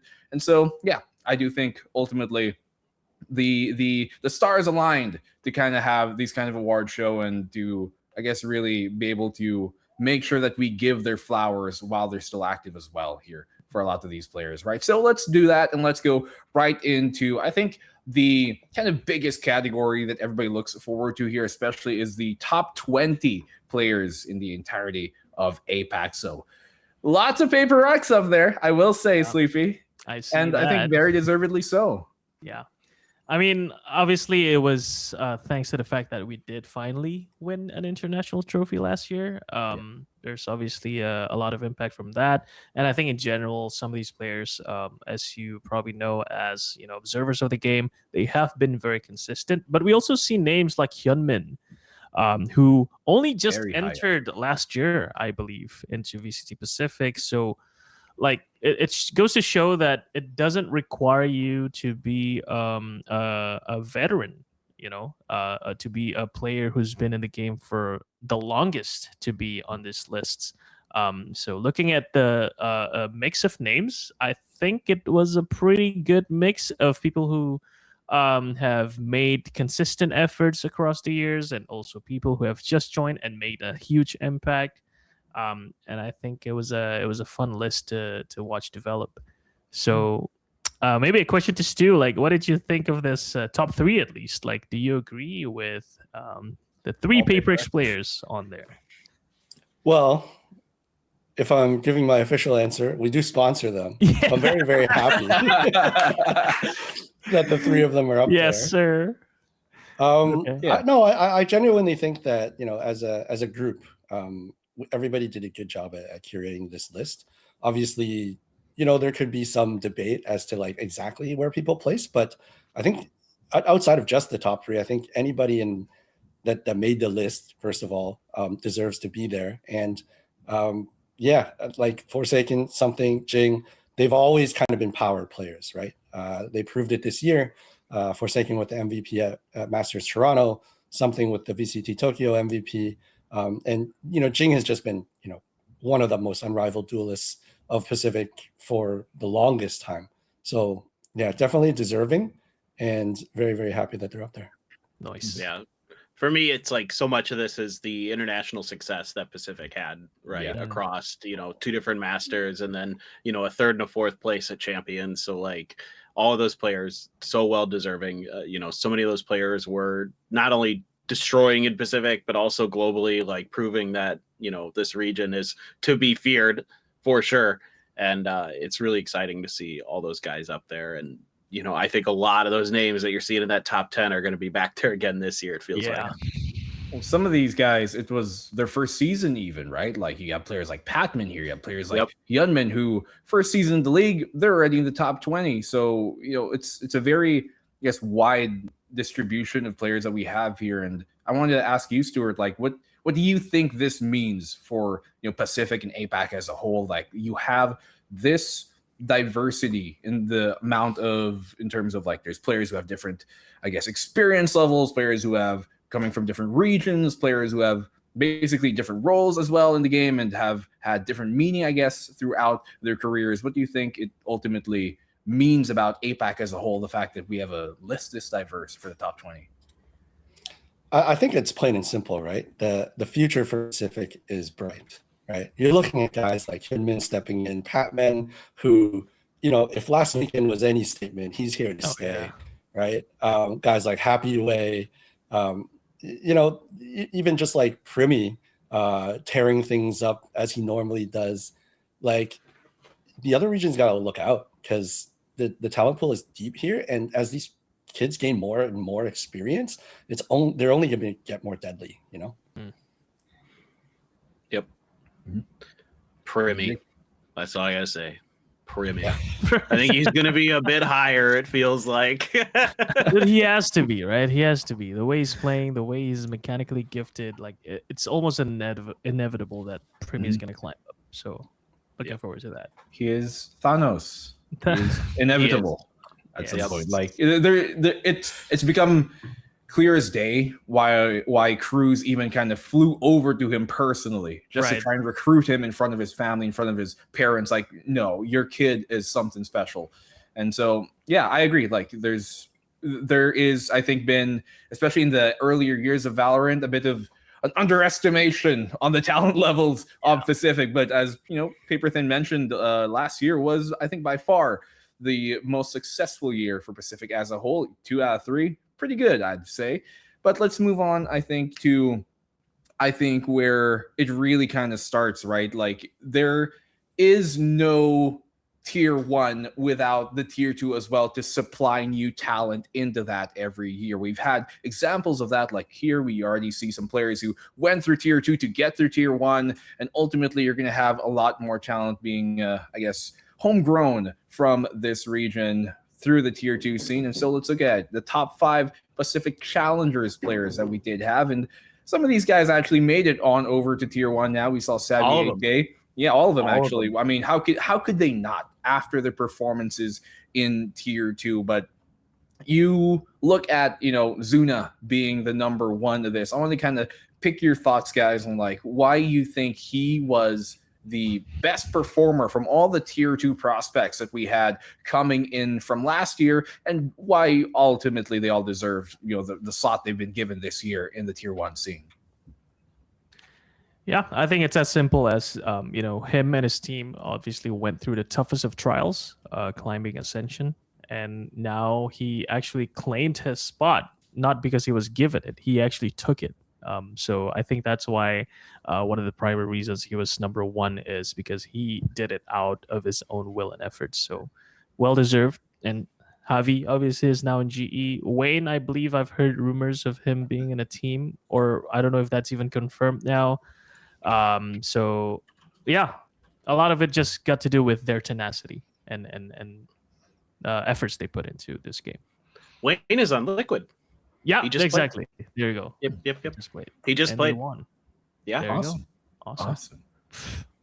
I believe he's the first export from Southeast Asia to another region outside of APAC, which I think is pretty insane. Yeah, I don't recall any other. Like we've had exports to China for sure, yes. Like from SEA to China, or from SEA to Japan even, but not. I don't recall anyone going to the West. No, might be the first. Yeah. Okay. So all those players so deserving. Like they're all insane. I mean, Zuna and Zexy in particular, that 1-2 punch for Varel, crazy. Yeah, absolutely crazy.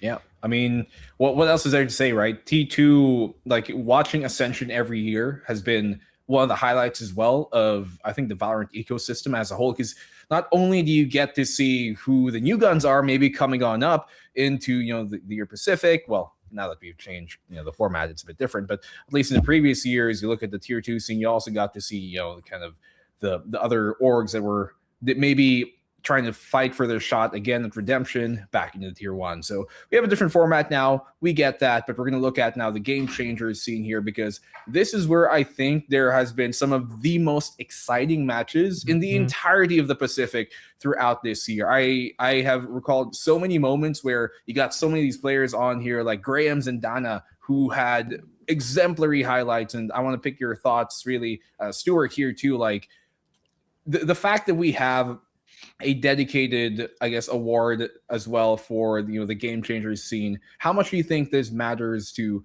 provide that recognition for that ecosystem here of the entire Valorant circuit?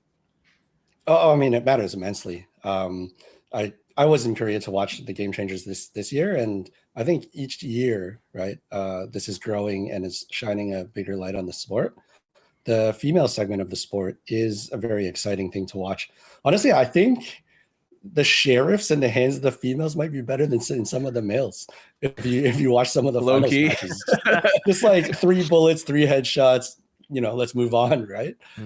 And I think this is gaining more international traction as well. You guys were saying we had an export on the men's team, but speaking about Graham's in particular, right? She's now moved over to Twisted Minds, which I believe is a European team.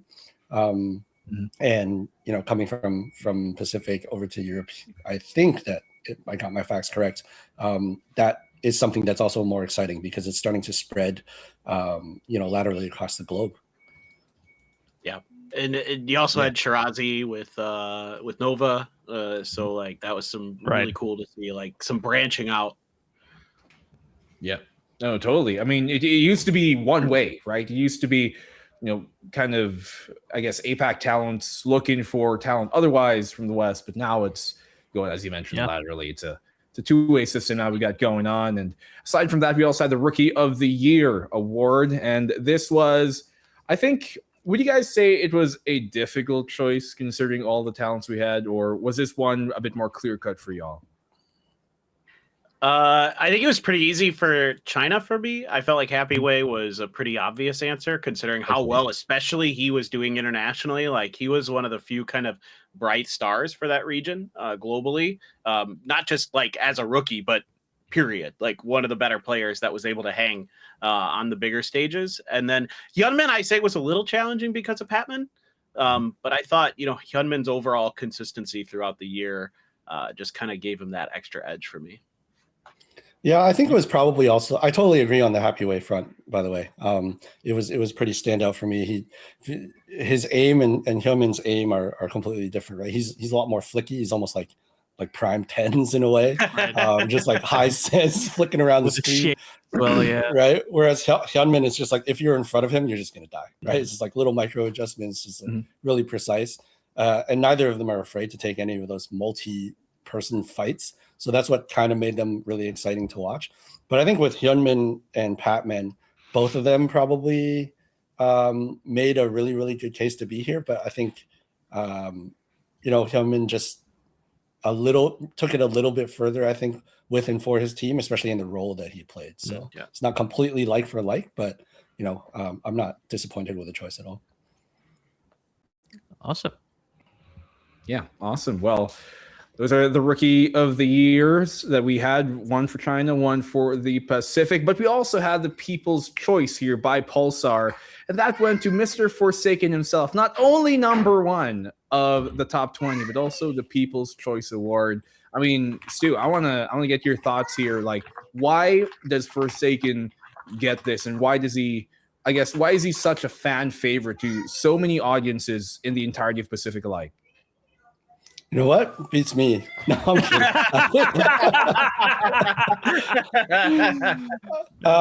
You know, really humble, talented, you know, based on this picture, good-looking kid, right? Yes. I think the way that he plays has also been very creative, and it makes for stuff that's quite exciting. part of W Key. I think a lot of people were saying is like a big way in how Jing plays, but I think Forsaken's a big part of that too. They're willing to take some aggressive risks for what could be just an absolute round win payoff, and people like to see that. And as he continues to develop as a player, I'm sure we're going to see some more creative plays from him. The most flexible player there is, Yep. and you know, wins an MVP at a Masters. Seem pretty clear cut to me. I know he's not maybe the top fragger, but he brings so much to the table that other players don't or can't. That he's insane. There's no other way to describe it. Yeah. The one, there's Always a been the standout prodigy. moment, right? From I don't remember which tournament it was, but I just remember it was on Split, and he's Omen, and he just like smokes some weird spot, climbs into the smoke, comes out and like completely dismantles G2. That was just like, that is now called the Forsaken Smoke. It literally is named after him now. That spot. Yes, exactly. Yep. It was outside of B main, right? That's right. On those boxes that are out there. Yeah, the boxes, the climb up boxes. Yeah. Awesome. They also had that 4K on Sunset. That was absolutely mad. Oh yeah, that was absolutely mad. The way he just tees himself up. Oh my god. You mean when he flanks and he looks like the skin demo guy? Yeah, exactly. Skin demo guy Forsaken. Okay. Well, yeah. Well, Forsaken, what else is there to say? He has been one of the biggest names of not just Pacific, but Valorant as a whole. But there you go. People's Choice Award player, Forsaken, Jason Susanto, the man himself. And speaking of the people, I believe we've had a giveaway for this 2025 award. So you guys should have been contacted by now. So please respond to the message from VALO2ASIA if you guys do see it. So you can, I guess, take home your little goodies. Aside from that, well, really, what else is there to say about the 2025 awards? I think every time the awarding season comes up at the end of the year, it's just a good time to kind of reflect back at how things have progressed each year and how things are looking to progress moving on to the next year, as these typically end at the culmination of the competitive year. But I guess a few more things to ask you here, Stu. Like you mentioned that you guys really want to, I guess, do this for the community as well, but not as a brand, but you personally. What is your motivation to be so heavily invested into this Valorant scene as a whole? We talked about the awards, but the scene as a whole, why does it matter so much to you? I think it's just me being where they were a long time ago, right? Just as I was a player, I still am. I'm not a very good player anymore. I'm a little older, but for me personally, it's sort of continuing what I love and what I was trying to do when I was younger. Like when I was playing and competing, I also helped organize events, run qualifiers, give back to the community in any way that I could. I think now that I'm with Pulsar, I can do that in a different way. But Valorant, the community, FPS in general, but especially Valorant and with Riot, right, has a solid vision in front of them. And there's a really, really strong case as to where this is going to be going from a positive standpoint, something that has longevity. And that's something I want to be a part of. That's something I want to support. Wow. Awesome.